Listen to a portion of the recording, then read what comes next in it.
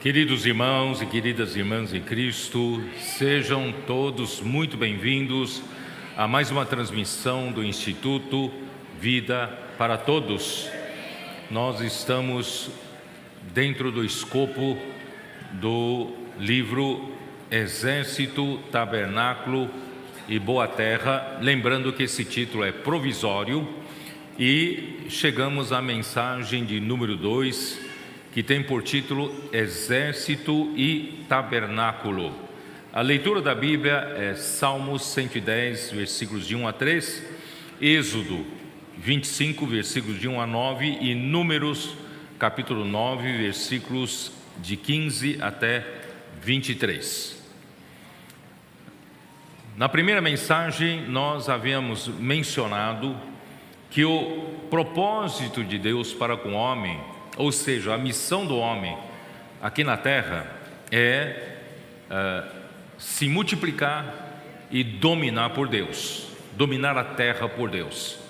Isso é baseado em Gênesis, capítulo 1, versículo 26, diz assim: também disse Deus, façamos o homem à nossa semelhança, façamos o homem à nossa imagem, conforme a nossa semelhança, tenha ele domínio sobre os peixes do mar, sobre as aves dos céus, sobre os animais domésticos, sobre toda a terra e sobre todos os répteis que rastejam pela terra. Criou Deus, pois, o homem à sua imagem, a imagem de Deus o criou, homem e mulher os criou. E Deus os abençoou e lhes disse: sede fecundos, multiplicai-vos, enchei a terra e sujeitai-a, dominai sobre os peixes do mar, sobre as aves dos céus e sobre todo animal que rasteja pela terra. Eu havia então mostrado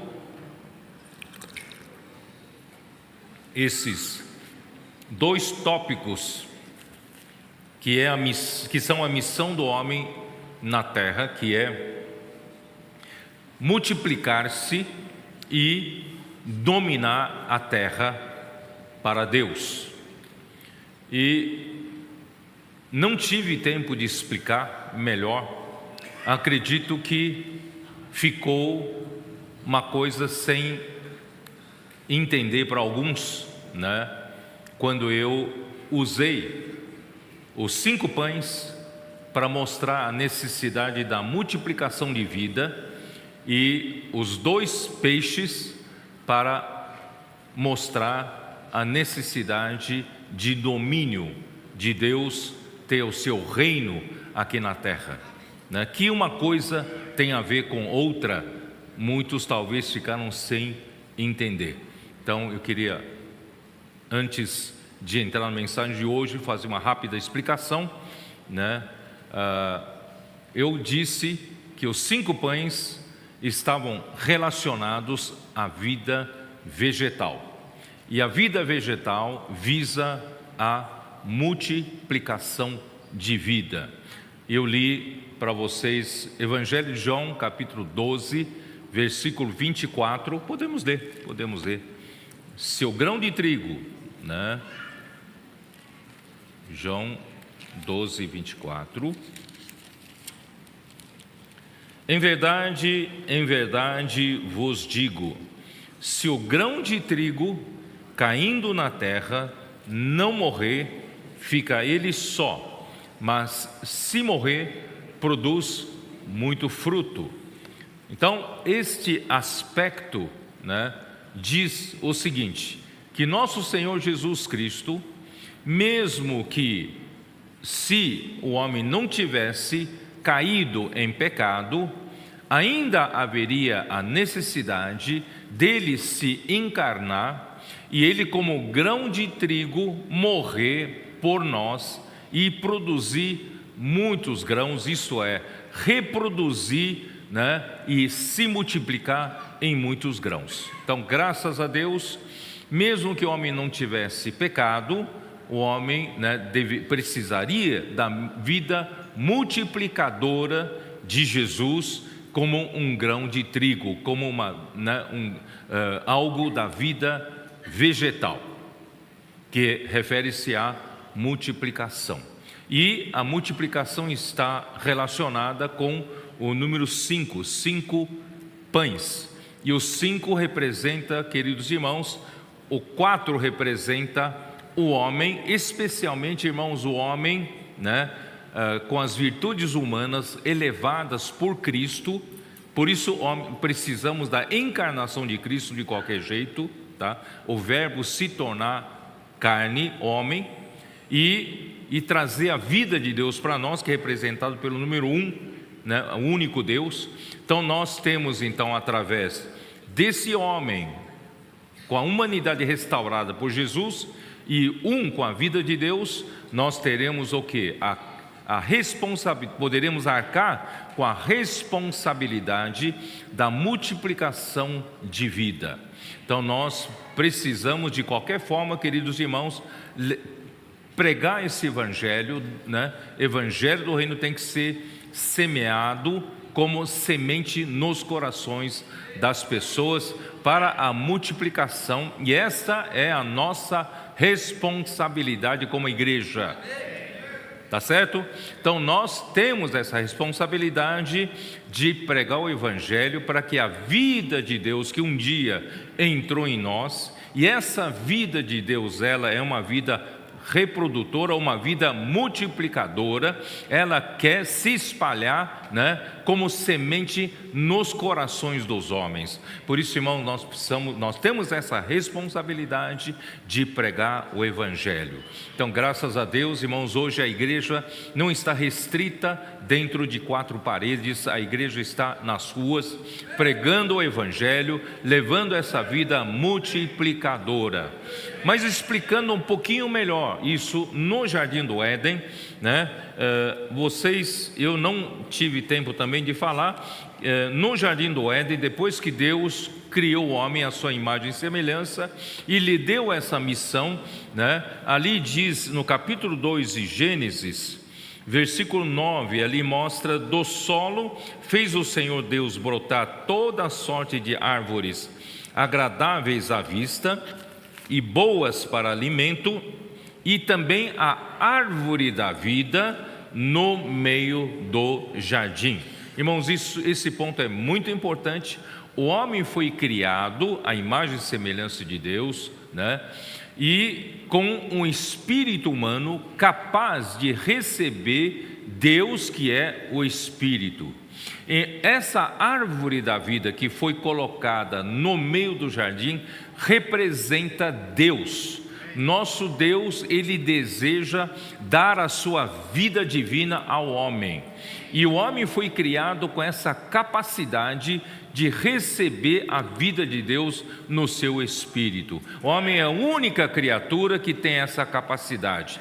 Deus criou no homem um espírito humano através do sopro divino, o fôlego de vida, e que foi soprado nas narinas de Adão, e o homem passou a ser uma alma vivente, mas o homem tem um espírito capaz de receber a vida de Deus. Por isso, irmãos, a intenção de Deus é o homem criado recebesse a vida de Deus através da árvore da vida, que foi colocada no centro do jardim, e essa vida de Deus seria o que? Plantada no coração do homem, porque o coração do homem é terra, é a terra para reproduzir, para ser fecunda, né? A semente ser fecunda e crescer. Então, essa vida de Deus, através da multiplicação do homem pela terra, enchendo a terra, essa vida de Deus também seria multiplicada, enchendo a terra para dominar a terra, certo? Então esse é o propósito inicial de Deus. Em segundo lugar, talvez muitos não entenderam porque eu disse que os 2 peixes estão relacionados ao domínio, ao reino, né? Então os 2 peixes são da vida animal. A vida animal, irmãos, na Bíblia sempre representa a redenção, a necessidade, irmãos, da do derramamento de sangue de Cristo para nós sermos resgatados desse mundo perverso, certo? Então, há necessidade de Deus usar o sangue de Cristo para nos redimir, isto é, para nos resgatar ou comprar de volta para Deus. Não haveria necessidade dessa segunda parte da redenção se o homem não tivesse caído. E o homem, infelizmente, comeu da árvore do conhecimento do bem e do mal, o pecado entrou nele e a morte entrou nele, e a morte passou para todos os homens, e todos os homens foram levados em Adão para o cativeiro do diabo. Nós então saímos, inicialmente pela criação, o homem estava debaixo do reino de Deus, estou certo ou não? Quando o homem foi criado debaixo do reino de Deus como criação. Mas através da queda do homem, o pecado entrou no homem, a morte entrou no homem, o homem passou a ser o quê? Foi transferido para outro reino, o reino de Satanás, o império das trevas. Tá certo? Vocês estão entendendo? Então, para Deus, novamente, Deus disse em Êxodo 19: toda a terra é minha. Mas ele não tinha um povo que é dele, que seja dele. Ele não tinha um reino dele. Todas as nações aqui na terra, na época do povo de Israel, eram nações pagãs, eram nações que adoravam ídolos. Deus não tinha um reino aqui na terra. Então, irmãos, para Deus poder ter um reino na terra, Deus precisava o quê? Precisava resgatar um homem que estaria debaixo do domínio de Satanás, que estaria debaixo do domínio do mundo. Então, como Deus fez? Deus então, através de Abraão, ele então gerou um povo. Só que esse povo ficou vivendo na escravidão do Egito por mais de 400 anos, estou certo ou não? Então, ele tensionava ter um povo aqui na terra, o reino dele aqui na terra, para exercer domínio por ele, mas ele não tinha esse povo. Só que esse povo foi o quê? Preparado por meio de Abraão, Isaque e Jacó, e hoje esse povo está no mundo, representado pelo Egito, debaixo da mão de Faraó, que representa Satanás, que era o quê? O príncipe desse mundo. Então Deus não tem um povo, Deus não tinha um povo, Deus não tinha um reino. O que Deus tem que fazer? O que vocês acham? Deus tinha que resgatar esse povo. Estou certo ou não? Então, para o domínio, para o reino, Deus precisa resgatar, porque o povo está debaixo de outro domínio, de outro reino, do reino do inimigo. Por isso que há necessidade de redenção. Aí presta bem atenção. Como Deus tirou o povo do Egito? Com as 9 pragas que Deus fez chegar até Egito, fazendo seus milagres, acontecimentos sobrenaturais, Deus não tirou. Deus precisou da 10ª praga. Qual é a 10ª praga? Morte aos primogênitos. Mas o que aconteceu? Houve derramamento de sangue. Alguém morreu pelo povo. O cordeiro pascal foi morto para salvar, para resgatar o povo. E o cordeiro pascal, irmãos, representa Cristo, que foi morto na cruz, derramando o seu sangue, irmãos, para nos resgatar do mundo. Por isso, irmãos, o lado da redenção, Cristo ter morrido por você, não é apenas para você ter o perdão dos pecados, que é condição mínima para Deus o justificar, mas não é só para isso. Deus resgatou você, comprando você de volta com preço alto. Que preço é esse? preço do sangue de Cristo. Por isso em 1 Pedro, podemos até ler, né? 1 Pedro, como diz, ó Senhor Jesus. 1 Pedro capítulo 1, né? Capítulo 1 diz assim, versículo 18: sabendo que não foi mediante coisas corruptíveis, como prata ou ouro, que fostes resgatados do vosso fútil procedimento que vossos pais vos legaram. Esse resgatados, irmão, é comprados, mas pelo precioso sangue, como de cordeiro sem defeito e sem mácula, o sangue de Cristo, conhecido com efeito antes da fundação do mundo, porém manifestado no fim dos tempos por amor de vós, tá? E que por meio dele tendes fé em Deus, o qual ressuscitou dentre os mortos e lhe deu glória, de sorte que a vossa fé e esperança estejam em Deus. Irmãos, nós fomos comprados pelo sangue precioso de Cristo para sermos transferidos de reino. Vocês estão me entendendo? Colossenses. Ó Senhor Jesus. Colossenses 1. Versículo 13.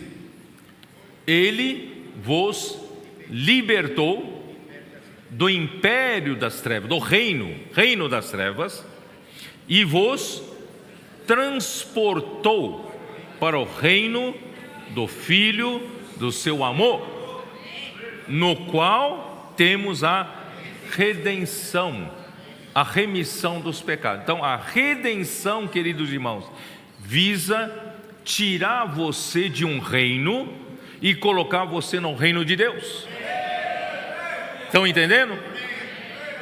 Por isso, irmãos, Cristo pagou alto preço, morrendo por nós na cruz, não é só para perdão dos pecados, para resgatar você de um reino, Ele quer colocar você no outro reino, tá?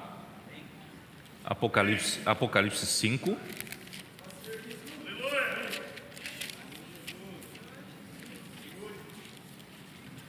Senhor Jesus. Apocalipse 5.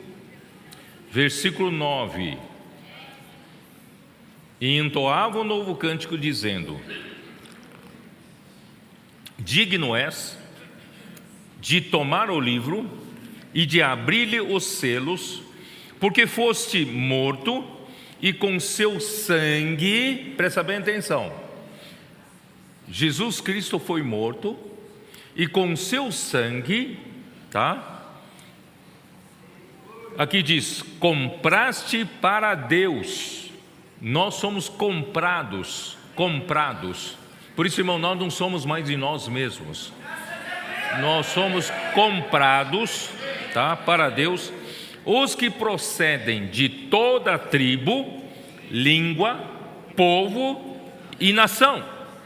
E para o nosso Deus os constituíste reino e sacerdotes, e reinarão sobre a terra.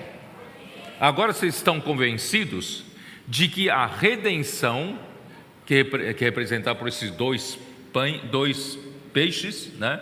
A vida animal representa a redenção, o sangue que Cristo derramou para resgatar-nos de volta para o reino de Deus. Irmãos, isso representa o quê? Nós temos uma história passada. Temos ou não temos uma história passada? Qual é a nossa história passada? A nossa história passada é uma vida no reino das trevas. Estou certo ou não? A nossa vida totalmente sem sentido nesse mundo do pecado e da morte. E agora nós fomos comprados, fomos transferidos para outro reino, reino da luz, reino da vida, reino do seu Filho, reino de Deus. Então, irmãos, por isso o número 2 representa testemunho. Você tem ou não tem testemunho para dar? como era a sua vida, como é a sua vida hoje. Os nossos adolescentes, se eu perguntar para os nossos adolescentes, vocês têm testemunho para dar? Não. E eu sei que muitos pais estão querendo saber de qual é a fonte da transformação do meu filho. Eles mudaram. Alguma coisa, né, fez com que eles mudassem de vida. Eles estão transformados. Eu quero saber, né, que aconteceu com eles. Se for alguma igreja, eu quero reunir nessa igreja, eu quero ver o que está acontecendo. Irmãos, esse é o testemunho, a força do testemunho. Por isso, irmãos, o número 2, né, para o reino, irmãos, conta muito o nosso testemunho. Por isso, irmãos, não é você saber muita doutrina, é o seu testemunho que faz os outros também virem para esse reino de Deus, tá? E qual é a maneira, irmãos, de Deus dominar, Cristo dominar essa terra por meio de você, por meio de mim? Irmãos, Efésios nos fala muito claramente. O livro de Efésios fala, irmãos, só tem uma maneira de Cristo ser o cabeça na nossa vida, Cristo ter a primazia na nossa vida, o Cristo ser o cabeça da sua vida. Irmão, só tem uma maneira, você sabia?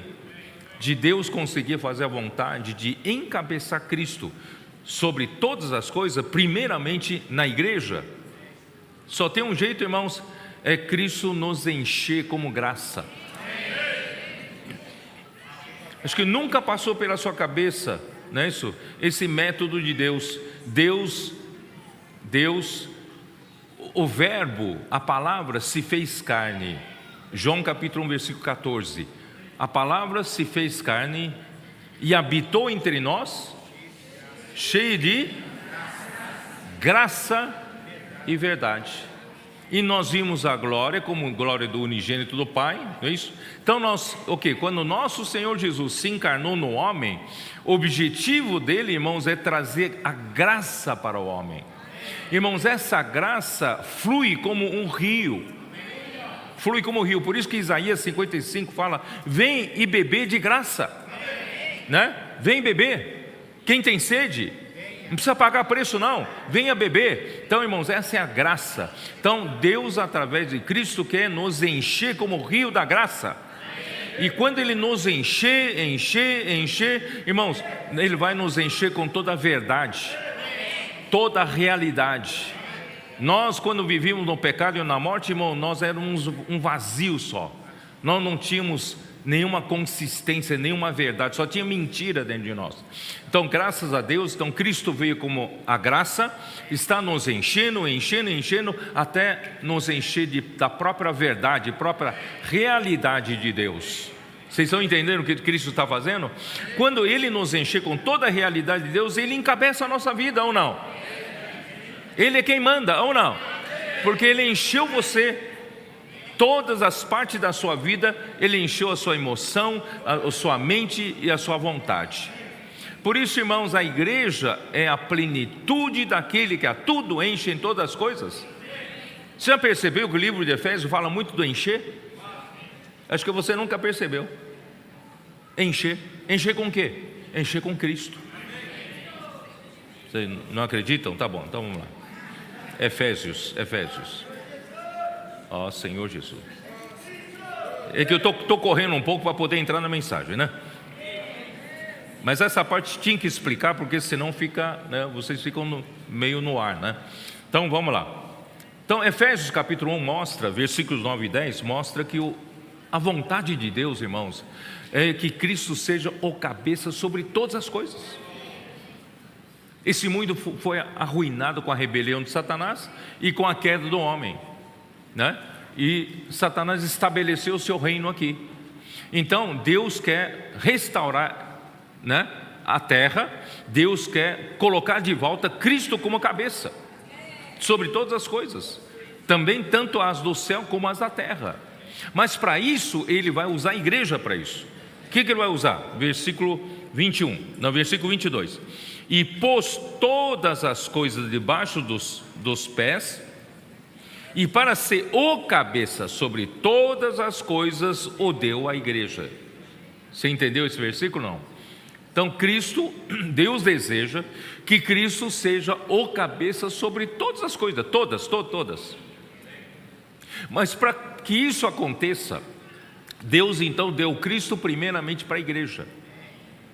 Então Ele precisa primeiro encher a igreja com a graça, encher a igreja com o próprio Cristo, até a verdade total.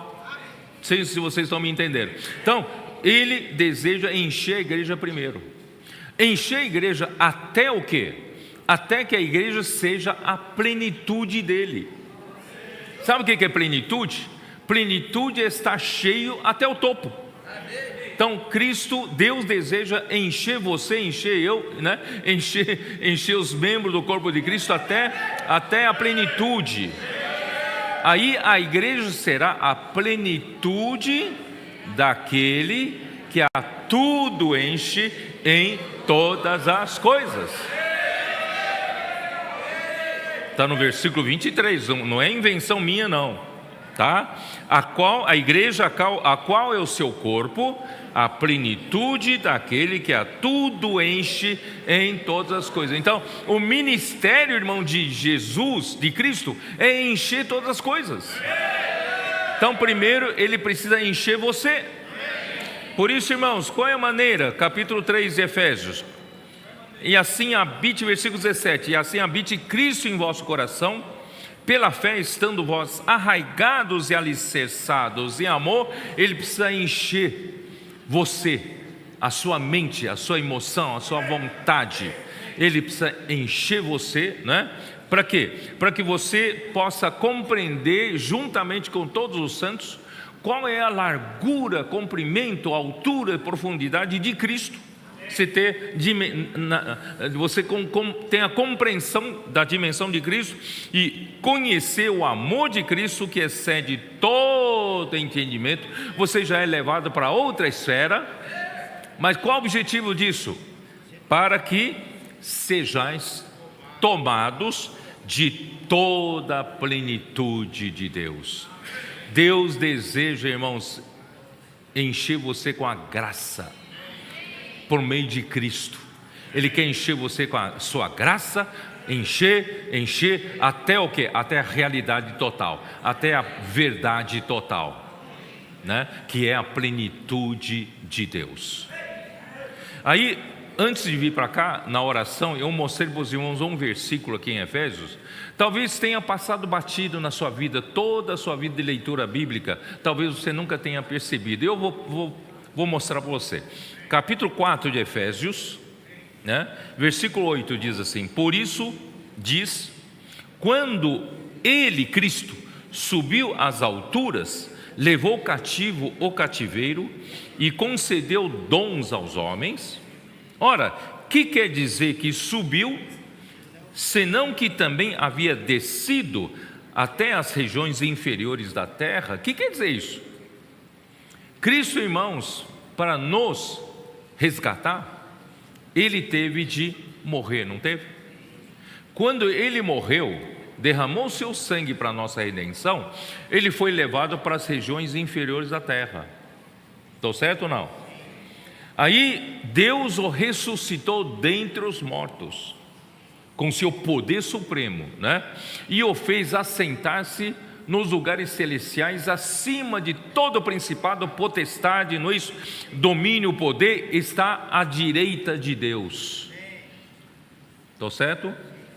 Mas olha só, versículo seguinte: aquele que desceu, versículo 10, aquele que desceu é também o mesmo que subiu acima de todos os céus. Para que finalidade? Para encher todas as coisas. Então, o ministério de Cristo, irmãos, é encher todas as coisas. E de que maneira Cristo consegue encher você e eu? Com a graça. Irmãos, é pela palavra. É a palavra. Por isso, irmãos, a imersão na palavra, irmãos, é uma ferramenta de Deus para Cristo poder encher você e eu. Por isso que está transformando tanto nossos meninos e meninas, os pré-adolescentes, os adolescentes, os jovens, toda a igreja. Por isso que em Deuteronômio 6, Deus já tinha dado o caminho. O caminho, irmãos, é inculcar a palavra no coração. Porque Deus deseja encher, através de Cristo, encher todas as coisas. E primeiramente nos encher. Por isso, irmão, não despreze a imersão. Não despreze o que os meninos estão fazendo, a transcrição das mensagens. O amor que eles têm pela palavra, né? A imersão, dormir com Deus, acordar com Deus, dia inteiro vivendo na esfera da palavra. Irmãos, eles estão permitindo mais rapidamente que Cristo encha. Aquele que Deus, né, designou para encher todas as coisas, que Ele venha encher rapidamente a igreja, tá? Então, irmãos, espero que vocês tenham entendido agora, né? E a melhor forma, irmãos, é vem e vê, né? Eu não estou entendendo nada, vem e vê. Vem ver a minha vida do passado e a minha vida hoje. Olha a minha vida, né, debaixo da escravidão do pecado, e a minha vida hoje debaixo do reino de Deus. Irmãos, é uma alegria só, irmão. E se isso não convencer as pessoas, o que vai convencer as pessoas? Por isso, irmãos, olha que testemunho. Vamos trazer as pessoas para ver e ver, né? Bom,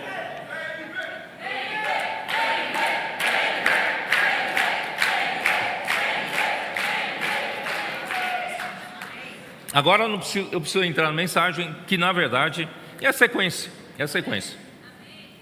Eu vou contar rapidamente um pouco o histórico de tudo que aconteceu, né, com os nossos adolescentes, nossos jovens, porque essas mensagens, irmãos, surgiram numa comunhão aqui, né, com os jovens que estavam cuidando dos adolescentes.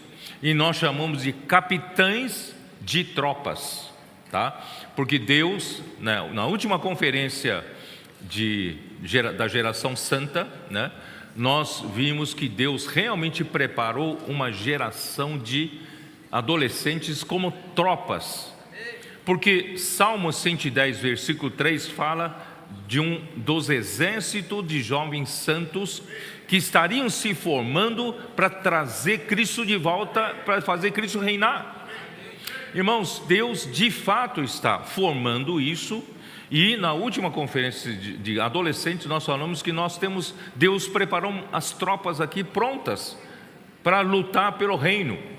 E Deus também, graças a Deus, na conferência de geração final dos nossos jovens, eles entenderam que eles precisam ser também aperfeiçoados para serem os que vão ajudar as tropas, que vão ajudar os adolescentes. Eles, né, foram designados como capitães de tropas, né, para colocar esse exército de Deus à disposição de Deus, para Deus poder trazer o seu reino de volta aqui na terra.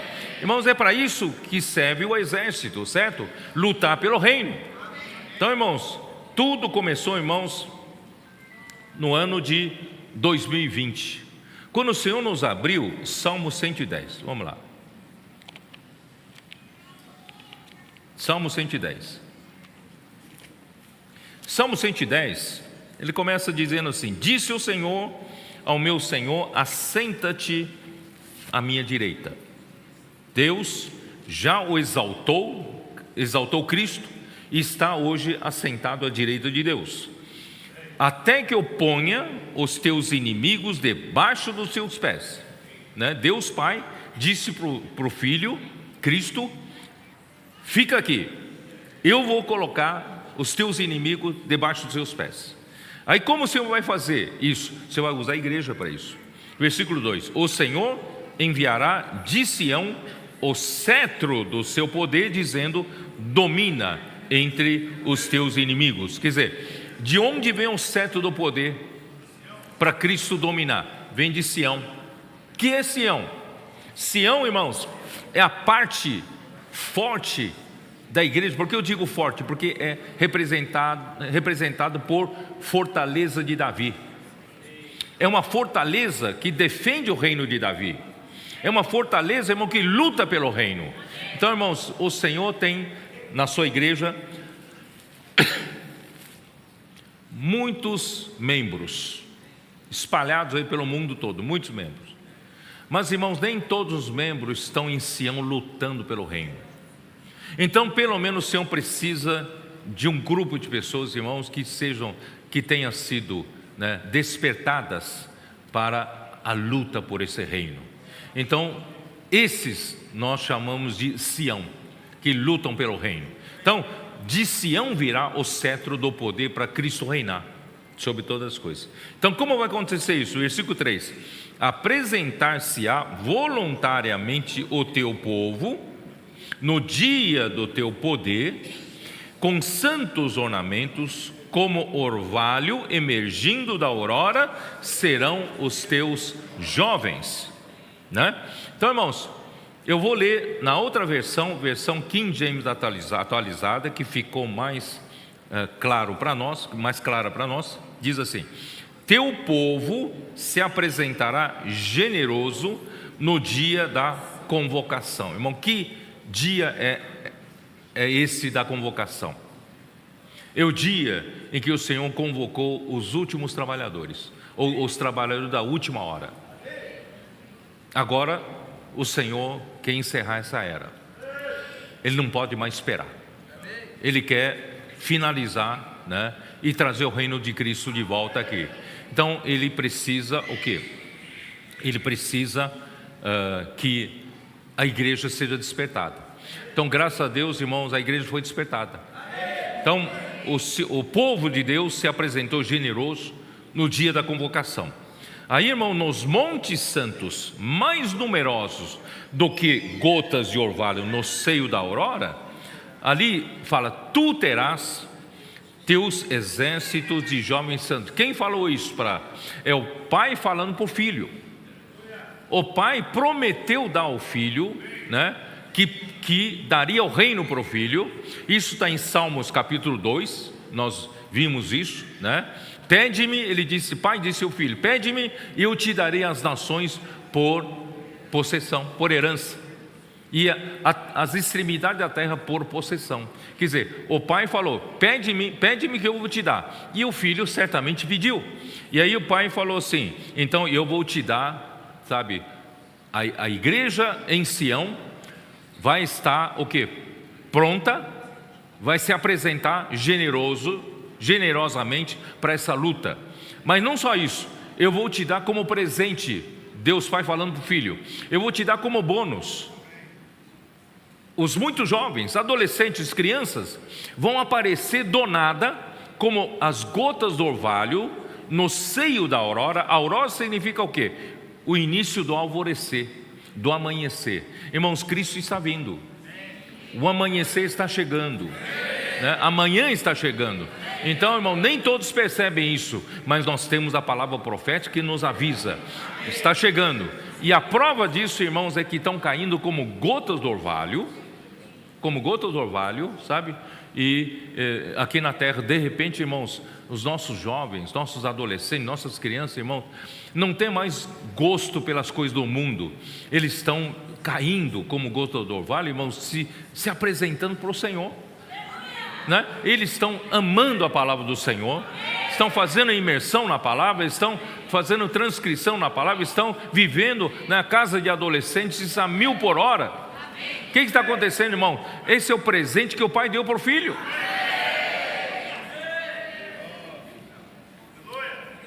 Um pouquinho de física. Sabe como é que surgem o orvalho? Não. Vocês são adolescentes. Um pouco de física, né? Quando chega de madrugada, a temperatura cai, não cai? Geralmente cai. Cai e cai muito. E principalmente no deserto, é 8 ou 80. De dia, um calor de 50 graus. De noite, muito frio, né? Então, de noite cai a temperatura. E daí, os vapores d'água que estão no ar, os vapores d'água, vão descendo, e quando cai na superfície fria, esses vapores condensam.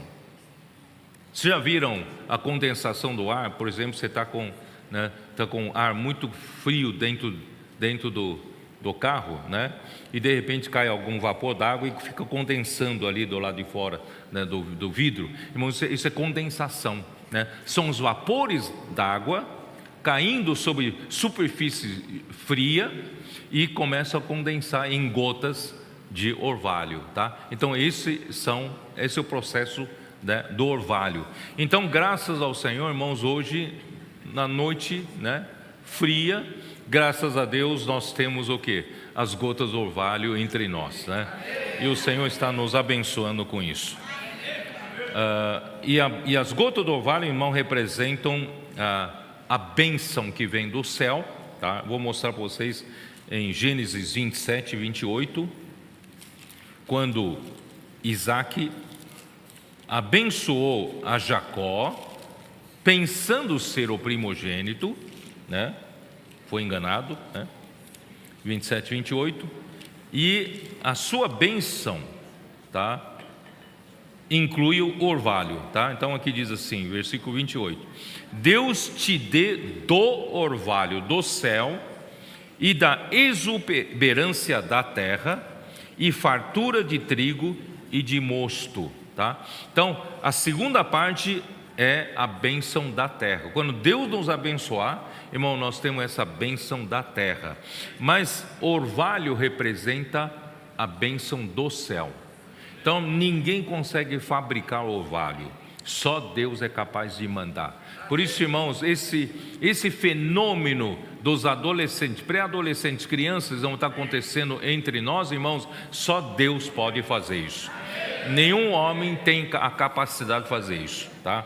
Então, graças a Deus, na chegada da aurora, o povo de Deus na igreja se apresentará generoso.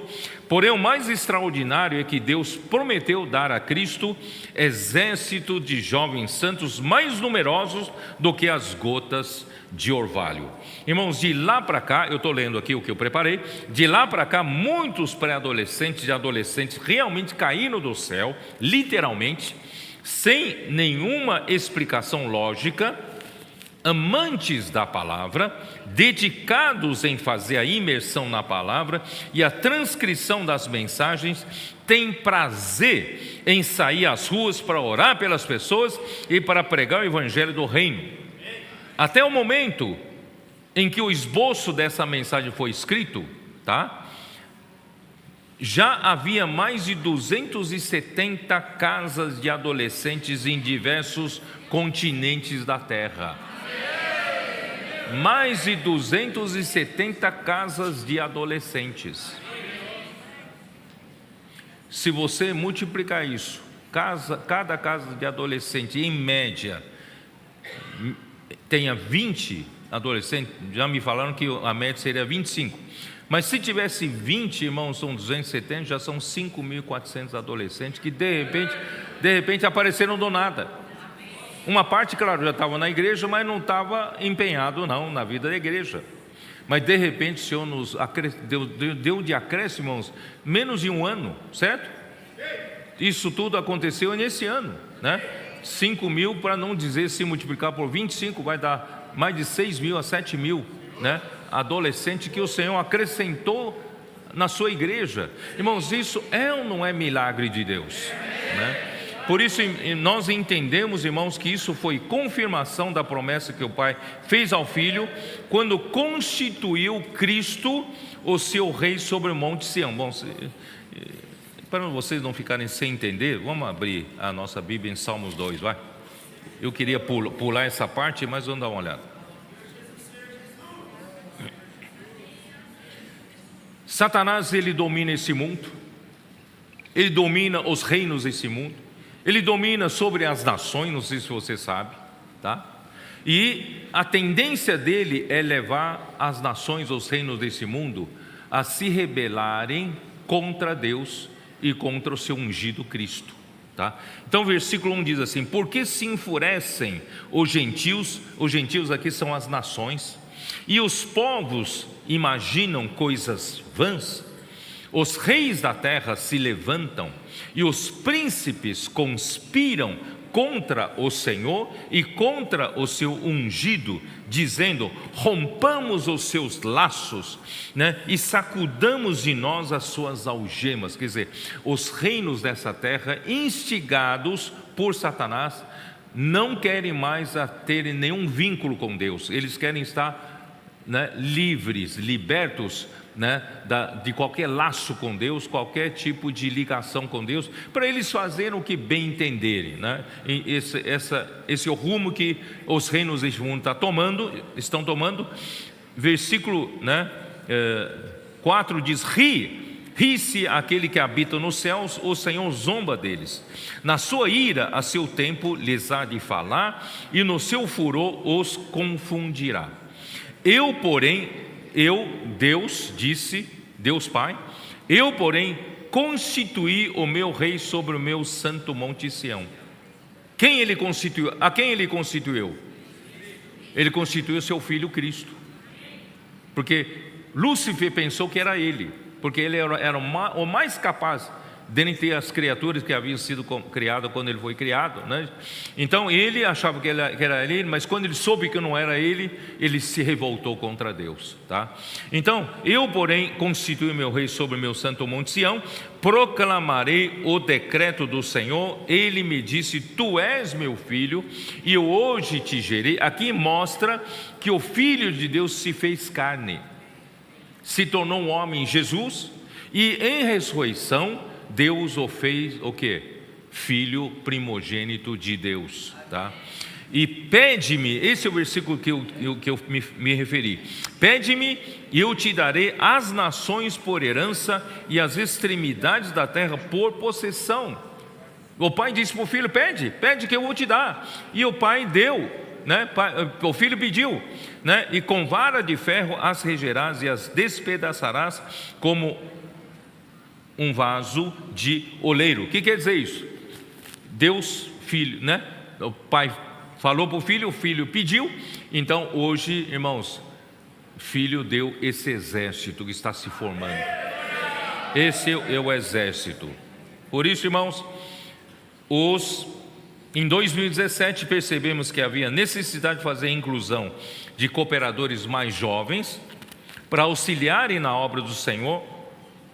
Então nós começamos a fazer a inclusão dos jovens mais maduros, que estavam alinhados com o encargo do Senhor e que conhecem bem a questão de autoridade espiritual na igreja. Quer dizer, são jovens que nunca irão pelo caminho da rebelião contra os irmãos que estão à sua frente, Então são pessoas maduras para isso. Aí então, irmãos, nós começamos a chamá-los de valente de Davi, Então Deus precisa formar um exército para fazer Cristo rei, e o cetro do seu poder sairá de Sião, como eu li agora há pouco. Assim como os principais valentes apoiaram Davi no seu reino, isso está em primeiro livro das Crônicas, capítulo 11, versículo 10, dá uma olhada lá. Primeiro Crônicas 1, capítulo 11, 1 Crônicas, capítulo 11, versículo 10. São estes os principais valentes de Davi que o apoiaram valorosamente no seu reino, com todo Israel, para o fazerem rei, segundo a palavra do Senhor no tocante a este povo. Eis a lista dos valentes de Davi. Irmãos, os valentes de Davi é que ajudaram a Davi a conquistar o seu reino. Por quê? O rei Saul, que Deus já havia o abandonado, já tinha ungido ao rei Davi, e só que Saul não saiu de cena, passou a perseguir a Davi, querendo matar Davi. Então, de alguma forma, Davi precisava ter o seu reino. E Davi, irmãos, representa Cristo. Então, nessa hora, irmãos, Deus deu os valentes para Davi, para o fazerem rei. Irmãos, hoje Deus precisa de valentes de Davi para fazer Cristo rei. No meio desse caos, né, que o império das trevas está fazendo com esse mundo, irmão, nós precisamos trazer o encabeçamento de Cristo nesse mundo, precisamos trazer o reino de Cristo nesse mundo. Então quem vai fazer esse trabalho? Quem se dispõe? Irmãos, primeiramente os valentes de Davi. Então, né, nós fizemos a inclusão desses que são mais jovens, mais maduros, e começamos a fazer a inclusão, né? E qual era, né? Ó Senhor Jesus, qual era? Aí eles me perguntaram o que nós precisamos para realmente ser útil na nossa função. Então eu contei essa história aqui, ó, no versículo 16, ainda primeiro Crônicas 11, né? Versículo 16 diz assim: Davi estava na fortaleza e a guarnição dos filisteus em Belém, quer dizer, os exércitos do inimigo estavam na porta de Belém. Suspirou Davi e disse: quem me dera beber, né, água do poço que está junto à porta de Belém, quer dizer, debaixo da guarnição dos inimigos. Eu queria beber a água daquele poço, mas ele só suspirou, ele só mostrou seu desejo, não pediu para ninguém ir lá, não. Então aqueles 3 valentes romperam pelo acampamento dos filisteus e tiraram a água do poço junto à porta de Belém e tomaram-na e levaram a Davi. Ele não a quis beber, mas a derramou como libação ao Senhor e disse: longe de mim, ó meu Deus, fazer tal coisa. Beberia eu o sangue dos homens que lá foram com perigo de sua vida? Pois com perigo de sua vida a trouxeram, de maneira que não a quis beber. São estas as coisas que fizeram os 3 valentes. Irmãos, eu só contei essa história para os irmãos, né, que queriam saber qual era a função, e eles entenderam que os valentes de Davi, irmão, precisavam ter a cumplicidade com o rei Davi. O que Davi pensar, o que Davi suspirar, né? Eles não pensam 2 vezes, eles já vão lá, né, para executar, agradar ao rei Davi, que é o nosso Senhor, né? Então, irmãos, graças ao Senhor, nós então começamos com a cumplicidade com Davi, e os valentes que ajudaram Davi na guerra eram hábeis, né? Isso está no capítulo 12, dá uma olhada em capítulo 12 de 1 Crônicas, né? Versículos 1 e 2, são estes os que vieram a Davi a Ziclag, quando fugitivo de Saul, filho de Quis, eram os valentes que o ajudavam na guerra. Tinham por arma o arco, né, e usavam tanto da mão direita como da esquerda em arremessar pedras com fundas e em atirar flechas com arco. Eram os irmãos de Saul, da tribo de Benjamim, tá? Irmãos, eu talvez a versão King James atualizada deixa um pouquinho mais claro aqui. Ele diz assim: eles eram hábeis, né? Eles eram hábeis no uso de arco e flecha, bem como a arte de atirar pedras com a funda, tanto com a mão direita como a mão esquerda. Isso quer dizer o que, irmãos? Os valentes de Davi precisam ter um requisito. Qual é o requisito? Eles sejam habilidosos, irmãos, para lidar com as ferramentas de hoje para a expansão do Evangelho. Por exemplo, comportagem, SEAP, né? Quem mais? Me ajudem. Casa de adolescentes, né? Rede de cuidado, mulheres conectadas, homem de oração. Que mais? Bucafé, Expolivro, né? OPAC, né? Então, sim, precisam ter, né, habilidade, precisam ser aperfeiçoados, né, para lidar com as ferramentas, porque, irmão, nós queremos expandir o reino. Se nós ficamos entre paredes, o reino não cresce, né? O Senhor precisa de nós, irmãos, para expandir, para a expansão do reino.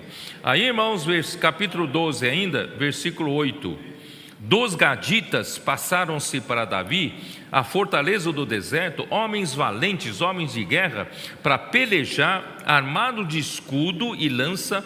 Seu rosto era como de leões, e eram eles ligeiros como gazelas sobre os montes. Essas são as qualidades, irmãos, do exército de Deus que Deus precisa, tá? Então eles são corajosos, são guerreiros corajosos. Vou ler na outra versão que vem atualizada. Eles eram guerreiros corajosos e treinados nas artes militares. Eles sabiam manejar com destreza o escudo e a lança, e o rosto deles eram fortes e decididos como o de um leão. Irmão, nós temos que estar decididos. Não pode hesitar, não pode titubear. Para lutar pelo reino, irmão, nós temos que ser determinados, decididos, né?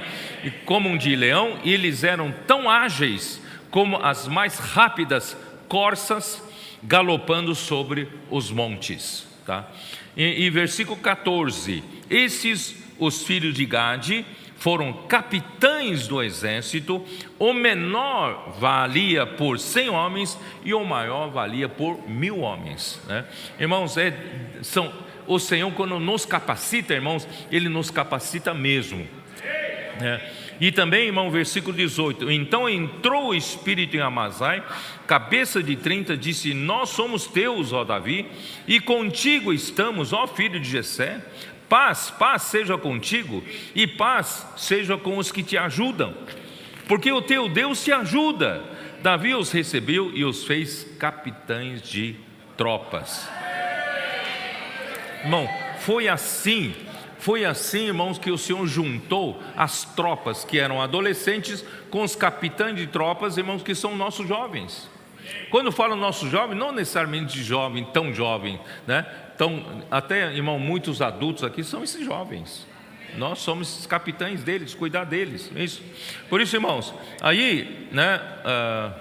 Ó Senhor Jesus, vamos, o Senhor, né? Aí, ó, versículo 21 e 22 ainda, no capítulo 12.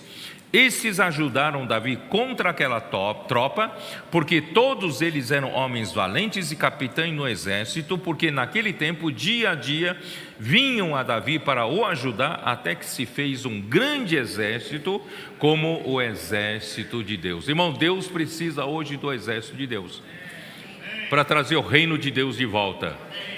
Quem aqui ama a volta do Senhor? Irmão, meu coração, né, almeja que o Senhor volte logo. Para Ele poder voltar, irmãos, o reino dEle precisa ser trazido aqui na terra.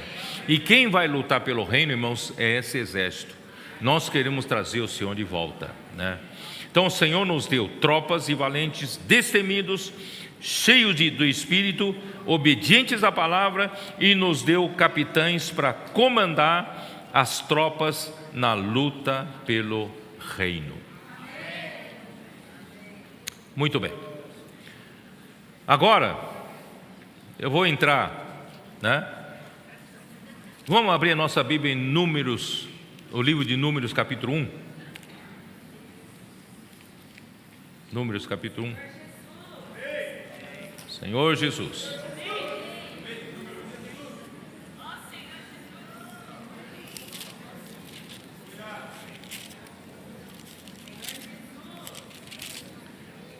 Versículo 1, como diz: no segundo ano, após a saída dos filhos de Israel do Egito, no primeiro dia do segundo mês, falou o Senhor a Moisés no deserto do Sinai, na tenda da congregação, dizendo: levantai o censo de toda a congregação dos filhos de Israel, segundo as suas famílias, segundo a casa de seus pais, contando todos os homens nominalmente, cabeça por cabeça, da idade de 20 anos para cima, todos os capazes de sair à guerra em Israel. A esses contareis segundo os seus exércitos, tu e Arão. Irmãos, perceba-se que nós estamos falando já no segundo ano desde a saída do Egito. Quer dizer, passou-se um ano, agora estamos no segundo ano, tá? Eu ainda não entrei, eu estou falando do lado do exército. Eu ainda não falei do lado da multiplicação, que é o lado do tabernáculo. Vou falar ainda sobre tabernáculo. E o tabernáculo, vocês vão ver daqui a pouco, né? O tabernáculo foi feito, foi ordenado a fazer a sua construção, seu projeto de construção, no primeiro ano. Quando o povo de Israel foi levado até o Monte Sinai, Moisés subiu ao Monte Sinai, receber, né, da parte de Deus os 10 mandamentos, as leis, e ali foi dado o modelo do tabernáculo que precisava ser executado. E aí, durante o resto do primeiro ano, irmãos, eles precisaram de homens hábeis, precisavam de artífices, precisavam de homens talentosos para fazer os utensílios do tabernáculo. Precisavam fazer o que? Da mesa, da arca do testemunho, precisavam fazer candelabro, precisavam fazer o que? Do altar do holocausto, quer dizer, precisavam, né, fazer tecidos, bordados, quer dizer, eles precisavam de homens hábeis. Quem são esses homens hábeis? Por isso que eu falei para os capitães, vocês não são só, né, capitães do exército, vocês também na edificação do tabernáculo, vocês também são o quê? Fazem parte desse grupo de homens hábeis. Porque de um lado nós lutamos pelo reino, mas por outro lado, irmão, do lado agenda positiva é a edificação da igreja. Vocês estão entendendo? Precisamos edificar o tabernáculo, e o inimigo não quer a edificação do tabernáculo, o inimigo vem perturbar, vem perseguir, vem lutar contra, por isso precisamos de exército. Exército luta contra isso, tá? Então, só para vocês terem uma ideia, na cronologia, no tempo, o tabernáculo foi ordenado fazer no primeiro ano da saída do Egito e terminou no primeiro ano. Por quê? Porque o tabernáculo foi levantado, sabe quando? No segundo ano, no primeiro dia do ano. O tabernáculo foi levantado no primeiro dia do ano do segundo ano. E no segundo mês é onde estou. Números aqui fala do segundo mês. Vocês estão entendendo? O primeiro dia, primeiro dia do primeiro mês do segundo ano, o tabernáculo foi levantado. Aí passa-se um mês. Um mês depois, o segundo ano, aqui, ó, no primeiro dia do segundo mês, Deus então manda Moisés e Arão fazer o censo. Censo do quê? Vocês acabaram de ler. É censo do exército. É censo para levantar todo homem de 20 anos para cima capaz de sair à guerra. O Senhor precisa de um exército. E aí, irmãos, cada tribo foi levantado. Na verdade, eu coloquei isso para falar no final da outra mensagem e não deu tempo, tá? Então, cada tribo, irmãos, elegeu um príncipe, né? Versículo 4 diz assim: de cada tribo vos assistirá um homem que seja a cabeça de casa de seus pais. Cada tribo então levantou um príncipe, né? E versículo 16: estes foram os chamados da congregação, os príncipes das tribos de seus pais, os cabeças dos milhares de Israel. Então Moisés e Arão tomaram esses homens que foram designados pelos seus nomes, tá? E ajuntaram todos esses homens e fizeram o censo. O censo foi o que? Levantaram, eu rapidamente vou dizer para vocês, ó. O censo foi levantado o quê? Que a tribo de Ruben tinham 46.500 guerreiros, soldados.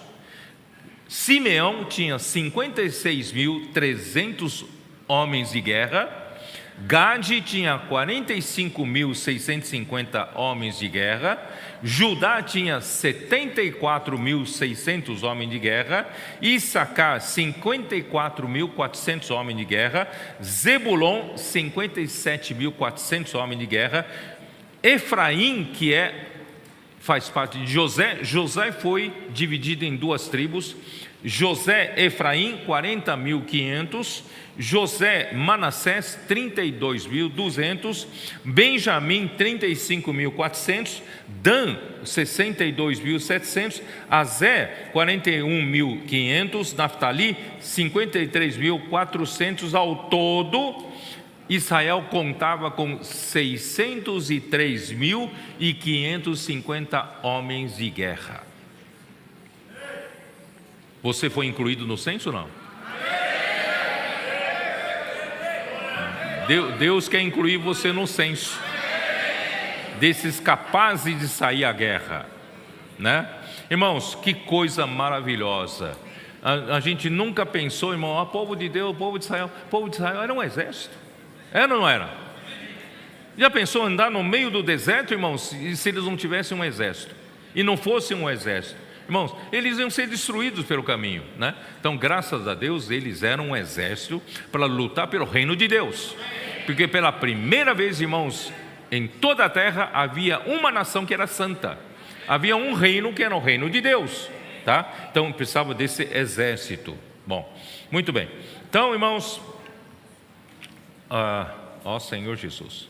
Aí, irmãos, eu quero mostrar... você vai perguntar, por que José teve duas tribos aqui? Os filhos de Israel não eram 12 filhos? Quem sabe responder? Porque Levi não faz parte desses 12, né? Por quê? Porque Levi Deus reservou Levi especialmente para servir a ele. Levi era uma tribo para servir ao Senhor. Eles não vão para a guerra, eles não vão fazer outras coisas, mas eles são exclusivamente para serem sacerdotes de Deus e cuidar do serviço de Deus. Por isso, irmãos, José teve duas partes. Pela sua fidelidade, ele ganhou duas porções de terra, através de Manassés e de Efraim, tá bom? Então, só para vocês saberem. Bom, aí, eu queria só mostrar para vocês claramente que, vamos pegar o número 2, tá? Versículo 1 diz assim: disse o Senhor a Moisés e a Arão: os filhos de Israel se acamparão junto ao seu estandarte, segundo as insígnias da casa de seus pais ao redor, de frente para a tenda da congregação, e se assentarão, se acamparão. E os que se acampam, não sei se vocês entenderam, todos eles se acampam ao redor do tabernáculo, todas as 12 tribos acampam ao redor, e todos eles coloquem a frente da sua tenda de frente para o tabernáculo. Vocês entenderam? Então, todas as 12 tribos têm o tabernáculo como seu centro. E o tabernáculo representa o quê? Representa o lugar de habitação de Deus com os homens. Então, o centro deles é o lugar de habitação de Deus. E eles vivem em função disso. E eles acampam, irmãos, o acampamento das 12 tribos era um acampamento militar. Eles eram militares. Então, eles defendem o interesse do reino de Deus. Por isso, irmãos, hoje é a mesma coisa. Hoje a nação de Israel é uma nação muito forte militarmente, porque todos eles, né, cada cidadão ali é um soldado. Mesmo que eles tenham uma outra profissão, mas eles inculcaram na cabeça deles que eles são, antes de tudo, eles são soldados de Israel. Irmãos, na casa de Deus deve ser a mesma coisa. Nós todos, irmãos, somos guerreiros do Senhor. Até acampar, nós acampamos, irmão, como um militar, como um soldado. Nós acampamos, irmãos, defendemos os interesses do tabernáculo, dos interesses de Deus. Nós lutamos contra os inimigos, lutamos para força que vem, a invasão vem de fora, não é isso? de fora e nós cuidamos dos interesses de Deus, tá? Então é isso que Deus está requerendo de nós. Então aqui, irmãos, ao oriente, ao leste, tá, estão 3 tribos: Judá, Issacar, Zebulon. Ao sul estão Ruben, Simeão e Gade. E aí vem, né, o tabernáculo com a tribo de Levi. E depois, eu digo, essa é a ordem da marcha. A ordem de acampamento dita também a ordem da marcha, tá? E depois ao oeste estão Efraim, Manassés e Benjamim. E ao norte, Dan, Azé e Naftali. Então eles saem nessa marcha, tá? O primeiro estandarte de 3 tribos, depois o segundo estandarte de 3 tribos, depois o tabernáculo e a tribo de Levi, depois vem o terceiro estandarte e 4º estandarte. Então eles marcham como exército. Irmãos, nós estamos aqui de um lado edificando a igreja e por outro lado nós marchamos como um exército. Ó Senhor Jesus. Então eu vou extrair alguns princípios nisso. Alguns princípios. O povo de Deus, irmãos, é um só. Não tem como fracionar as tribos e nem ter cada tribo uma direção própria. Todas as tribos formam um só exército, acampados ao redor de um só tabernáculo. Nós temos um só tabernáculo, irmãos. Não tem como a gente andar separado. Não tem como a gente ter uma direção separada, uma autonomia para fazer coisas separadas. Irmão, nós formamos um só exército. Todo acampamento está voltado para o tabernáculo, pois tabernáculo é o centro que representa o lugar de habitação de Deus com os homens. E todas as tribos participam da edificação da igreja, representada por tabernáculo, e lutam como um exército para o estabelecimento do reino de Deus na terra. Por isso, irmão, na semana passada eu falei da multiplicação, que é a edificação do tabernáculo, e eu falei do domínio, que é o exército de Deus. Tá? Então hoje estou detalhando um pouco mais. Então, irmãos, o tabernáculo, como eu já falei, foi levantado no primeiro mês do 2º ano, no primeiro dia do mês. Isso está em, dá uma olhada, Êxodo 40, versículo 17. Êxodo 40, versículo 17.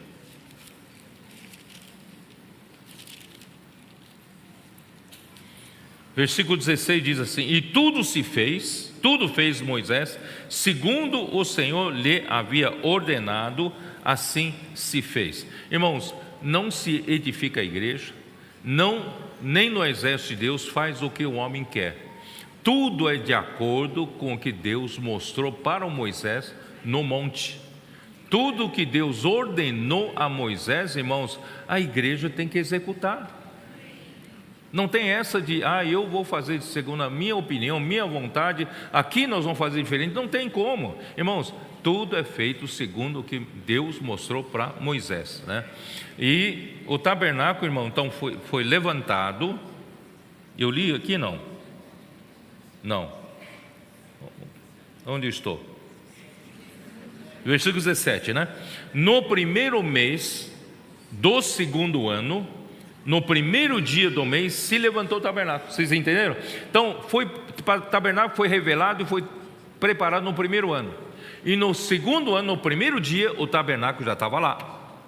Já estava levantado, certo? Tá? E, ó Senhor Jesus.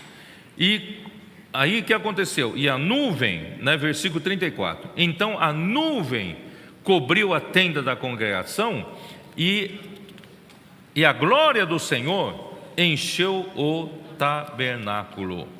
Moisés não podia entrar na tenda da congregação porque a nuvem permanecia sobre ela e a glória do Senhor enchia o tabernáculo. E quando a nuvem se levantava de sobre o tabernáculo, os filhos de Israel caminhavam avante em todas as suas jornadas. Se as nuvens, porém, não se levantavam, não caminhavam até ao dia em que ela se levantava. De dia, a nuvem do Senhor repousava sobre o tabernáculo, e de noite havia fogo nela, à vista de toda a casa de Israel, em todas as suas jornadas. Portanto, irmãos, nós temos uma só direção, um só tabernáculo.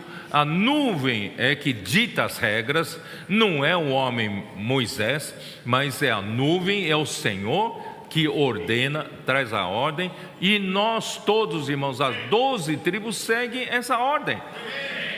Se a nuvem se levanta, tabernáculo vai, todos vão.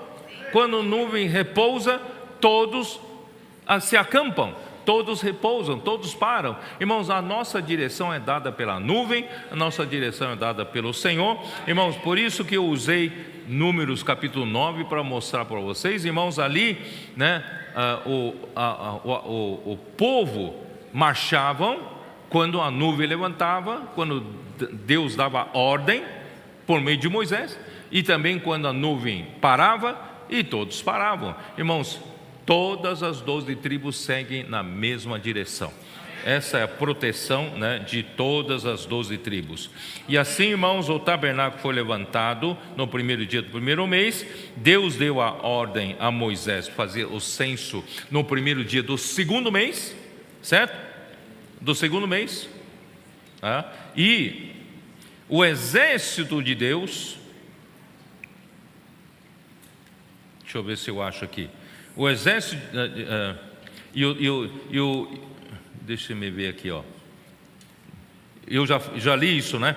No primeiro dia, dá uma olhada em Números capítulo 10. Números capítulo 10. Isso que eu queria mostrar para vocês. Números capítulo 10, versículo 11. Aconteceu no ano segundo, no segundo mês, aos 20 do mês, que a nuvem se ergueu sobre o tabernáculo da congregação. Os filhos de Israel puseram-se em marcha do deserto do Sinai, jornada após jornada, e a nuvem repousou no deserto de Parã. O que quer dizer isso, irmãos? Vamos ver se vocês entenderam. No segundo ano, no primeiro dia do ano, o tabernáculo foi levantado, certo? Mês de janeiro, vamos usar nossa nomenclatura. 1º de janeiro, o tabernáculo foi levantado. Aí o 1º de fevereiro, o que aconteceu? Deus manda fazer o censo, certo? Deus mandou fazer o censo. Aí forma o exército. Então, aí o dia 20 de janeiro, dia 20 de fevereiro, aí o povo estava pronto para marchar. O tabernáculo estava pronto, o exército estava pronto. Dia 20 do segundo mês, o tabernáculo começou a andar. Aí agora sim, aí você tem um povo de Deus, como um exército de Deus, aqui tem um reino de Deus e tem um lugar de habitação de Deus. Que coisa maravilhosa, né? Ó Senhor Jesus. Então, por isso, irmãos, uma vez visto a importância da formação do exército para a conquista do reino, a conquista da boa terra, irmãos, voltamos agora a atenção para a construção do tabernáculo. Irmãos, isso tudo é para a gente entrar na boa terra. O tabernáculo, o exército, é para nós conquistarmos a boa terra. E a nossa boa terra hoje, para nós os vencedores, os que de Sião, irmãos, é o milênio. Você quer participar? Eu quero reinar com Cristo durante 1000 anos. Irmão, essa é a minha conquista da boa terra. A conquista da boa terra, irmãos, para nós recebemos o galardão de reinar com Cristo durante 1000 anos. Se eu não vencer, irmãos, eu vou ficar durante 1000 anos nas trevas exteriores, no ranger de dentes, lamentando porque eu não me dediquei ao Senhor durante o tempo que eu estava vivo, certo? Né, amando a palavra como nossos adolescentes, né, e inculcando a palavra no coração, e eu desperdicei o meu tempo, e eu fiquei 1000 anos aqui ainda para amadurecer. Mas não tem problema, no final das contas, todos nós vamos estar na Nova Jerusalém, novo céu, nova terra. Mas eu quero entrar na boa terra, né? Por isso, irmãos, lembra, irmão, que nenhuma tribo pode agir por conta própria, porque seguir a própria direção, irmão, no meio do deserto, irmãos, é morte certa. Irmão, sem a presença do Senhor, sem a direção do Senhor através da nuvem, através do fogo, por meio de Moisés, irmãos, é ir para a morte certa. Por isso, irmãos, nós estamos no meio de um deserto espiritual. Não pense que nós não estamos no deserto, não. Estamos numa noite ainda, numa noite escura. Sem a luz da candeia, irmão, sem a palavra profética, nós não temos direção. Há perigos aí na frente que você não enxerga. Por isso, irmãos, nós vamos ficar na segurança, né?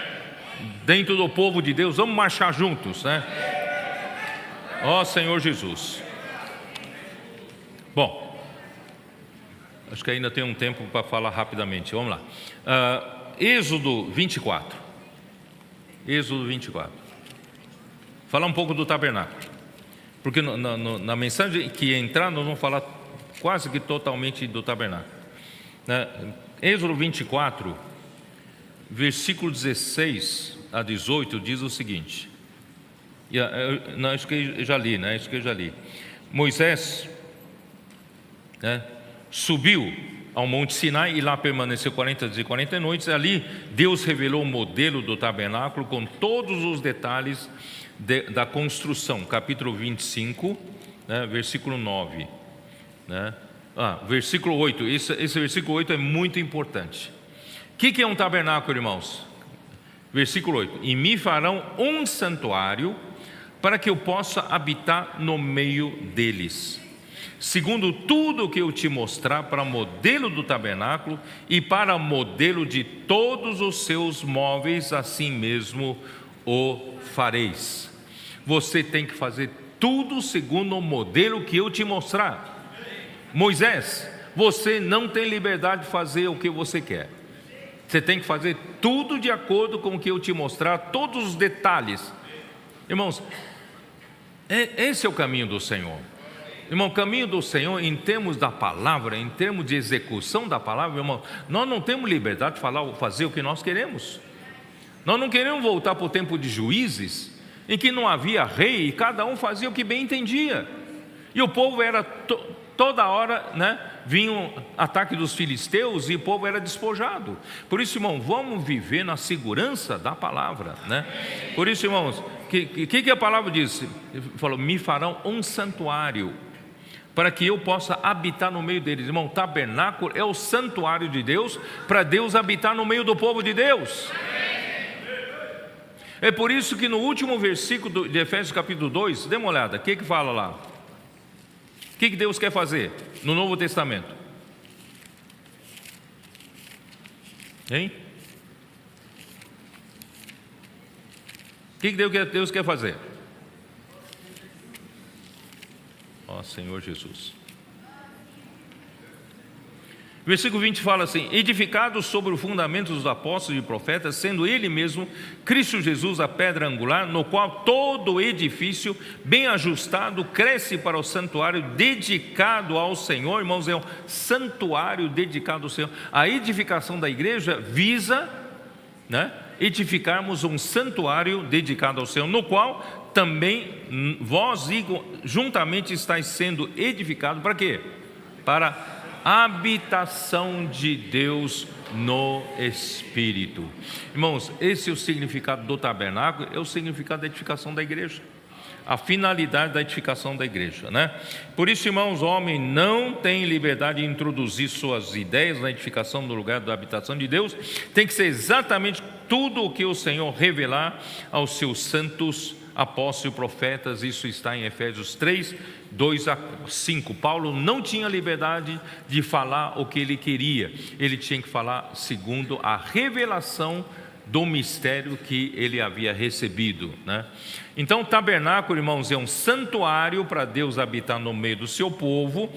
Paulo revelou aos Efésios que Deus deseja edificar um santuário para a habitação de Deus no Espírito. Eu acabei de ler Efésios 2, 21 e 22. Irmãos, com que material ele vai edificar a sua igreja? O que vocês acham?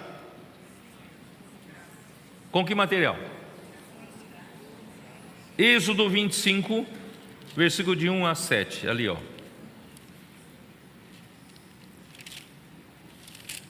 Disse o Senhor a Moisés: fala aos filhos de Israel que me tragam oferta. De todo homem cujo coração o mover para isso, dele receberei a minha oferta. Quer dizer, para tabernáculo eu preciso de oferta. Mas oferta de quê? Aqui não é oferta de dinheiro, aqui. A oferta de quê?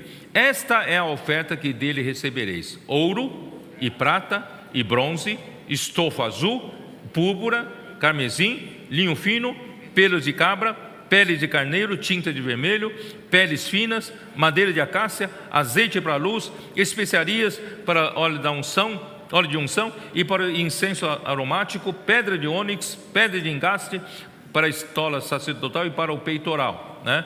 O que é? Para fazer o quê? São materiais de construção para o tabernáculo, certo? Deus precisa de materiais. Irmãos, quem são esses materiais para construção hoje? É você, eu. Nós vamos ser trabalhados pelo Senhor. Então o Senhor está querendo que você traga oferta. O que é trazer oferta para material de construção? Você se consagrar, né? Por isso, irmãos, Romanos 12, 1 não fala. O que fala Romanos 12, 1 e 2? Hein?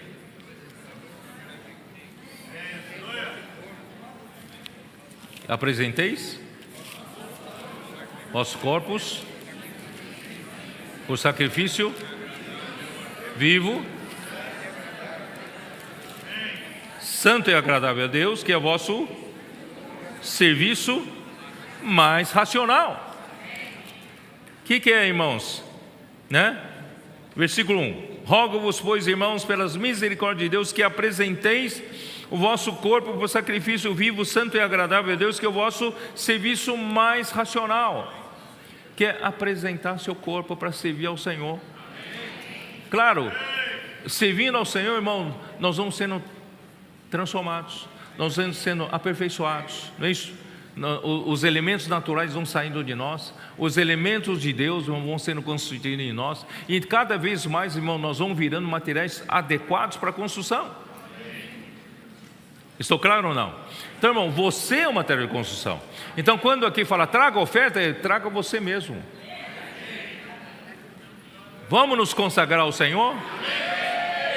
De repente você estava lá sossegado na tua casa e de repente surgiram os adolescentes aqui e o adolescente come para chuchu, né? Né, Nilo? Esse menino aí come demais, né? E de repente vem um Nilo, tem que sair do conforto da sua casa, vir aqui para cozinhar para eles, para preparar, né, alimentação para eles, né? Como é que é? Sair do banco de reserva e vem para jogo, né? Vou entrar no jogo. Muitos irmãos e irmãs estão entrando para servir ao Senhor, né? Cada um tem a sua capacidade, tem o seu talento, a sua habilidade. O Senhor está usando vocês, né? Para nós, irmãos, vir servir, e nós somos esses materiais de construção também. E a gente vai sendo edificado. Hoje não vou falar muito sobre isso, só para vocês entenderem. Então, material de edificação somos nós. E eu também quero falar, irmãos, e mão de obra. Mão de obra. Êxodo 28, versículo 3.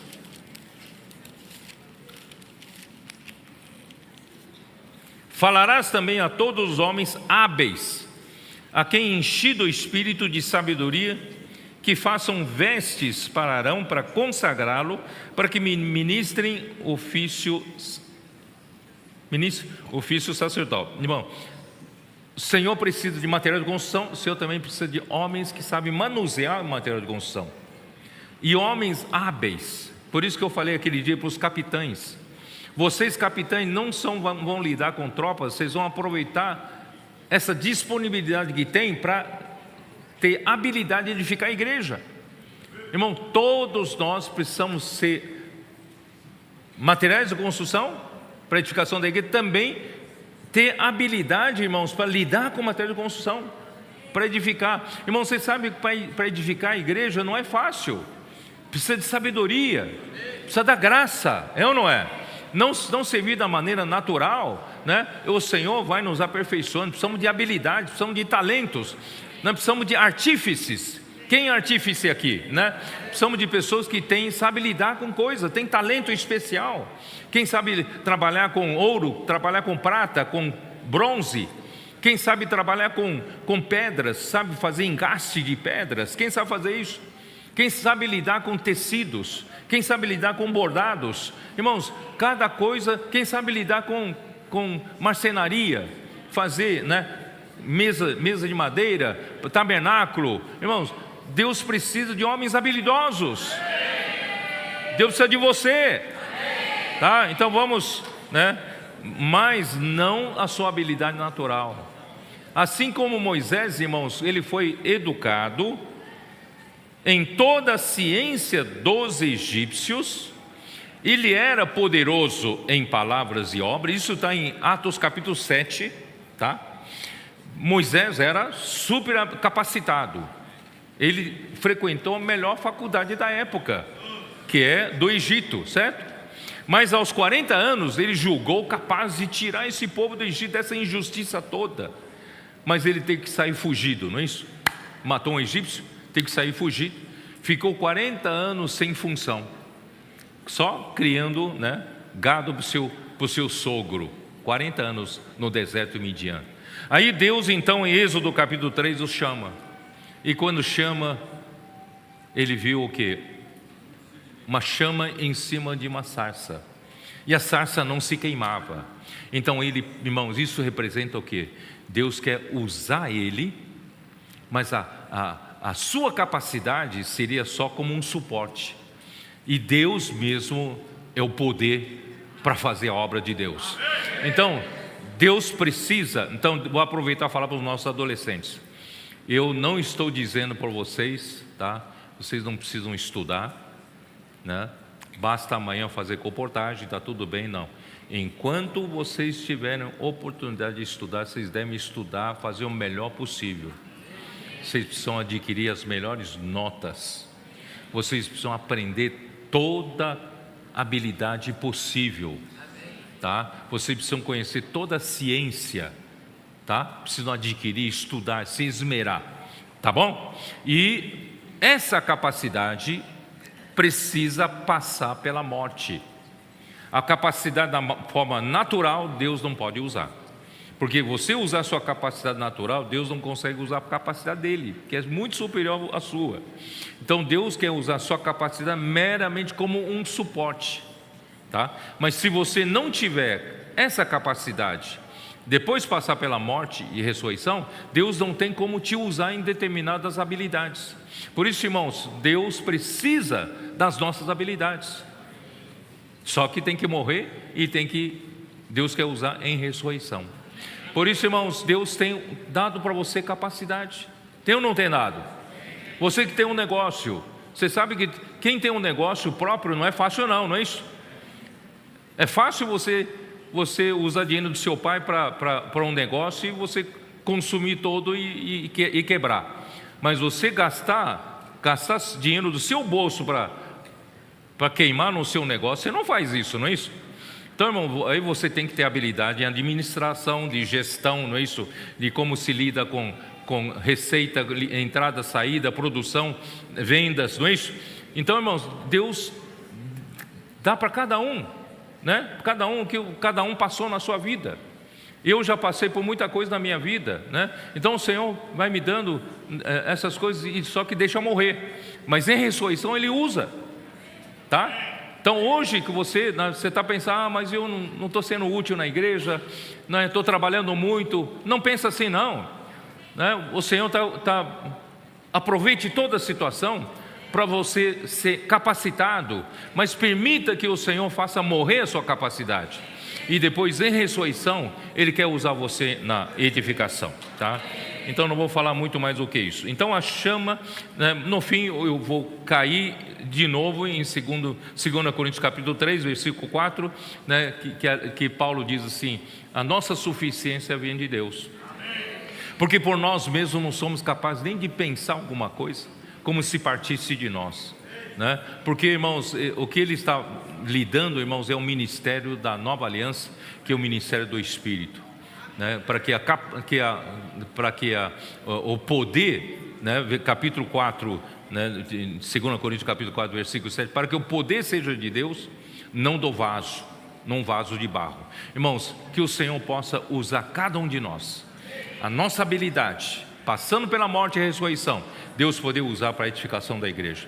O Senhor precisa de homens talentosos, Deus precisa de habilidades, passando pela morte e ressurreição, e Deus também precisa de você como material de construção. Eu não tive tempo ainda de ler 1 Coríntios 3, irmão. Deus quer, para a edificação da casa do Senhor, Ele usa só ouro, prata e pedras preciosas, e não madeira, feno e palha. Deus precisa trabalhar em você, eliminando toda a maneira natural de fazer as coisas e seus elementos naturais, para que você seja um bom material para a edificação da igreja, e você seja um homem hábil, habilidoso, talentoso para edificação da igreja. Irmão, não é fácil trabalhar na edificação da igreja. Precisamos de muita sabedoria de Deus, de muita habilidade que Deus nos dá, né? E no final, irmão, nós vamos apresentar um santuário dedicado ao Senhor, né? Que é um lugar de habitação de Deus no Espírito. Amém. É isso. Jesus é o Senhor. Amém. Seja muito bem-vindo, muito bem-vindos, bem-vindo. Essa é a segunda temporada das Missões Exterior do Instituto Vida do Instituto Vida para Todos. E nesse primeiro episódio a gente vai falar com a América do Norte.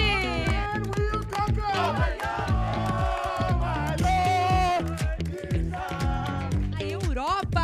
Porque os próprios soldados, né, já nos davam as boas-vindas. Olha. Já abriam ali para receber a oração. Você quer ser um missionário?